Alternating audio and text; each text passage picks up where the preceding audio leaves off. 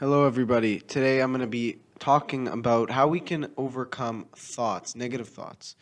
How can we better control them and subdue them in a sense? Now, it is impossible to completely destroy them unless you are a tzaddik, a perfectly righteous person. And that in itself is not really something you can always control. It's up to God Himself in most cases. But here's a bit of it, but we can become a Benani, which is a person who has complete control over his actions and speech. So let me get into this quickly.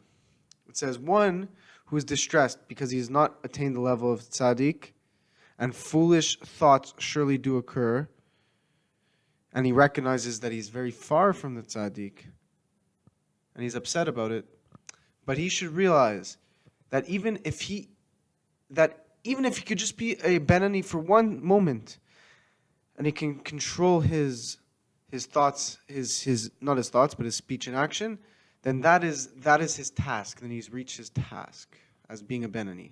A Benani is his task. What's a Benani? Somebody who can subdue the evil impulse and the thought that arises from the heart to the mind, and to completely avert his mind from it, repulsing it as if it were with both hands. Meaning, the initial thought that comes to our minds, and for people who aren't Jewish or they're just coming to this video, they have no clue what I'm talking about, what can they learn from this, or people who aren't religious. Basically, what this is stating is just that we do not have control over the initial thought that comes into our mind. That we cannot control. But what we do with that thought, that we can control. So the key is not to control what initially comes to your mind, but to control, are you going to let this thought define you, or are you going to let it pass away? In and out. The Benani is a person who, he gets a negative thought in his head, boom, throws it right away. He cannot control that initial thought because that is beyond him. But he can destroy it when it comes. So, and that is exactly by speech and action. Meaning, yes, he may get tired.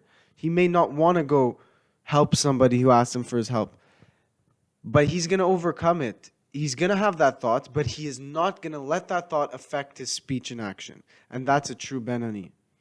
So we can choose in life whether we let our thoughts define us or not. We just have to accept that we can do that. We just have to accept that we don't have to accept all these thoughts, if that makes sense. We have to accept that if we get a negative thought, we can just throw it away. Maybe it's not as hard as maybe it's harder than it seems. But try it one time. Try one time when let's say your mother asks you to do something and you get this anger feeling. Just say, I don't want to be angry. I'm going to try just being happy. Accept it. And know that by doing that, you're building castles in the world to come. It's not that just you're doing it for yourself. Yeah, of course.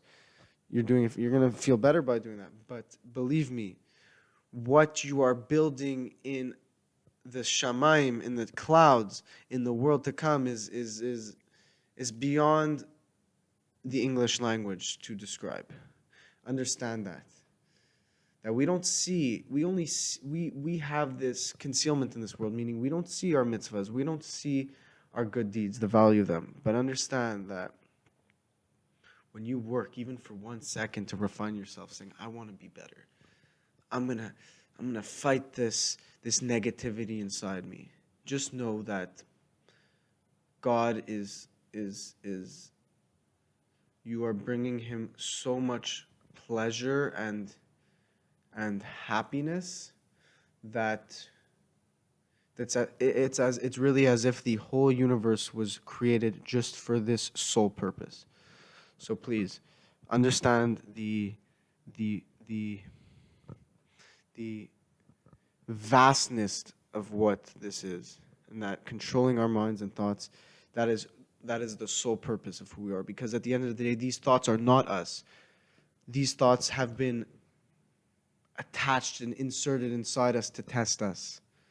And God would never put us through something that we cannot overcome, that he doesn't expect us to overcome.